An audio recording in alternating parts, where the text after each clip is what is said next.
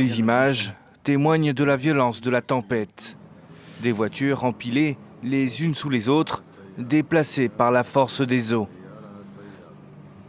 Certaines routes de cette ville portuaire sont désormais impraticables. La tempête Daniel et ses pluies torrentielles ont tout ravagé sur leur passage dans cette région de l'est de la Libye, en particulier la ville de Derna déclarée sinistrée. Ici, l'eau a atteint les 3 mètres de hauteur, conséquence notamment de l'effondrement de plusieurs barrages.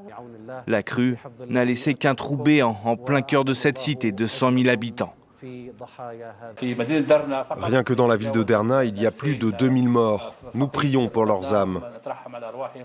Il y a encore des milliers de personnes portées disparues là-bas, entre 5 et 6 000. Et ce nombre peut augmenter de manière très significative. C'est désormais une course contre la montre pour les équipes de secours aidées par l'armée. Des centaines d'habitants sont toujours bloqués dans des zones parfois difficiles d'accès. La tempête frappe le pays depuis samedi soir.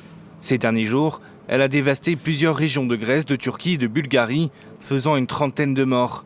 En Libye, ce lundi, 3 jours de deuil national ont été décrétés. Selon la Croix-Rouge, près de 10 000 personnes sont portées disparues et les morts se compteraient par milliers. Dans plusieurs villes du pays, des quartiers entiers ont été engloutis par les eaux. Ces inondations risquent d'aggraver l'état des infrastructures déjà ravagées par des années de guerre.